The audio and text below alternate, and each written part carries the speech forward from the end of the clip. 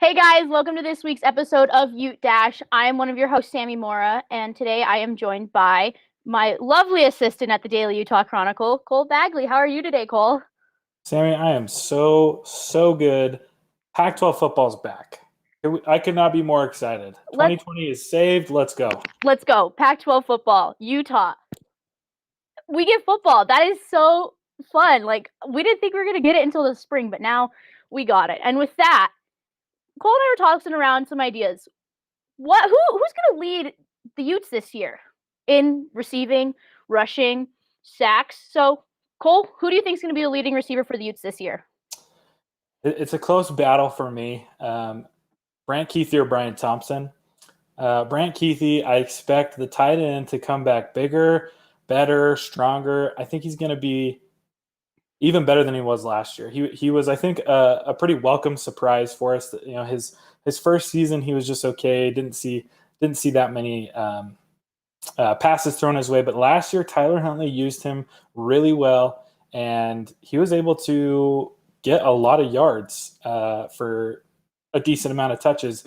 And with the new quarterback that's coming in, which is going to be Bentley, he's going to have an even better season.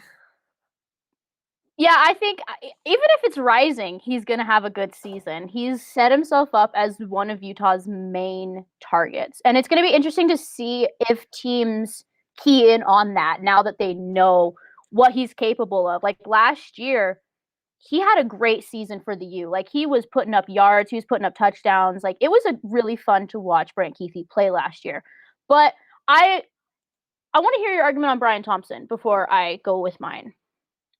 Yeah, I mean, Brian Thompson, he as well was one of those bigger targets for Tyler Huntley. He's a guy that can make catches, but I think it's a lot of it has to do with his speed and his ability to get yards, after the catch. And so, for me, it depends on the style play of who's taking the snaps. But I'm going to go with Brant Keithy over Brian Thompson just slightly because he's a big target, but he's not only a big target.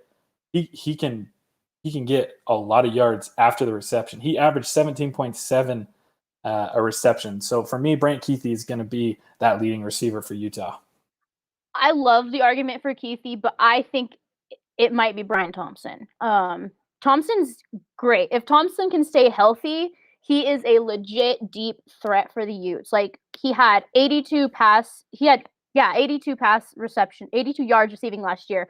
An 82-yard pass last year from Tyler Huntley. That was like one of the longest of the season. And he had 111 yards against Washington State alone. Like if he can stay healthy, it's great for him. And I think it looks really good for him as a deep threat for Utah. There's other people who could be making that jump to maybe be the leading receiver at Utah, but it's either Keithy or Thompson for me. Yeah, it's a big arsenal for Utah. They've got Francis Nakua, they've got Britton Covey, a lot of guys. Samson Nakua. Sorry, Samson Nakua and Britton Covey. They've got a lot of guys that have seen a lot of balls come their way in the last few seasons, especially Britton Covey 2 years ago. It'll be interesting to see what he does coming back. I mean, we haven't seen that guy play football in, I believe, over a year now. He didn't really perform much. He was out with injury most of last season. He went out the season before. And so it's going to be interesting with him. But Brian Thompson and Brant Keithy are definitely going to be competing for the number one receiving position. And I'm excited to see those two hold a contest with each other. Hopefully they motivate each other to be better out there on the field. But I'm excited to see those guys get touches, get yards, and score touchdowns for the U. For sure. And then Utah has a huge void to fill in that backfield with the departure of Zach Moss to the NFL. So who do you think is going to be the leading rusher for the Utes this year? I think someone who is very similar to Zach Moss, and that player is Jordan Wilmore. You watch some of the highlights that this guy has already put up, and as well looking at some of the tape from his high school days. He had that similar ability to shed tackles and to power through like Moss did. Kind of kind of bounce off those guys, put one guy down on the ground and keep going and get a couple extra yards. Last season, he had 49 attempts and was able to turn it into 194 yards. So he averaged about 4 a carry. Jordan Wilmore is the guy for me. Yeah, I think he's really great. I think Devin Brumfield did take a lot of the reps when Zach Moss wasn't taking them last year, and it shows because of those numbers. And I think Brumfield's he's gonna put up some big numbers this year, but I think Wilmore edges him out just a smidge on leading rusher. It's going to be I think Utah's going to run a 2-back system. I've said this for months. Utah's going to run a 2-back system because why not when you have 2 really good rushers in Jordan Wilmore and in Devin Brumfield. But yeah, he had his best game last year, honestly, was probably the Oregon State game last year.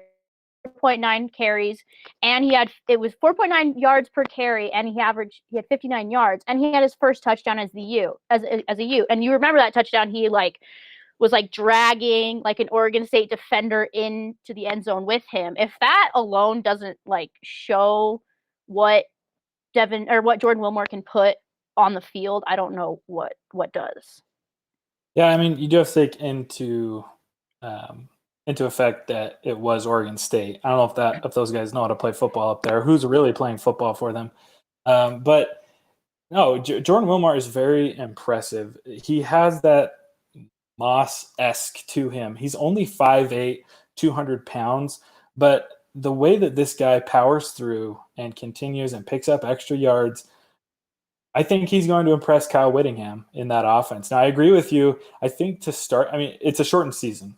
Mm-hmm. So we might see, these 2 guys taking the full load, on those handoffs together and splitting that. But I think maybe the last few games, especially if they're fighting for, the Pac-12 championship again, I think Jordan Wilmore might have that edge. Obviously, it comes down to performance. We'll have to see how these guys do. But I like Jordan Wilmore just a little bit more, just based off what I've seen this guy do in high school, and then like you mentioned, that Oregon State game.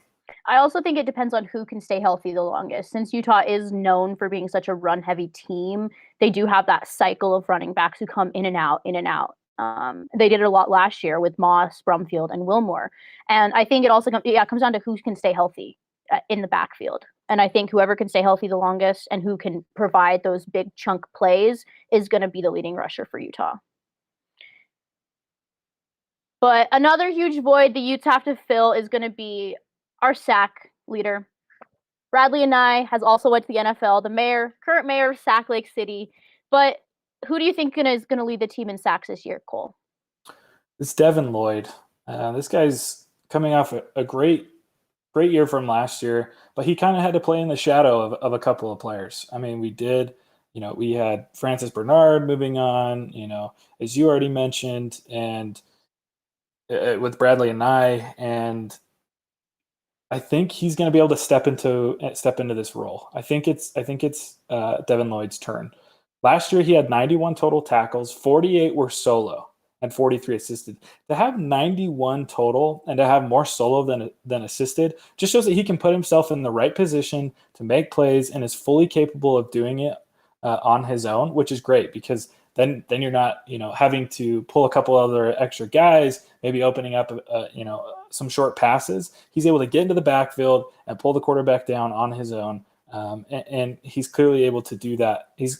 We already trust him to do that, but now it's his turn. He's got to step up into that role now that so much of our defense is new. Yeah, and last season Lloyd had 6.5 sacks, and that was with Bradley Anae, Lucky Fotu, John Pennisini, all on that defensive line.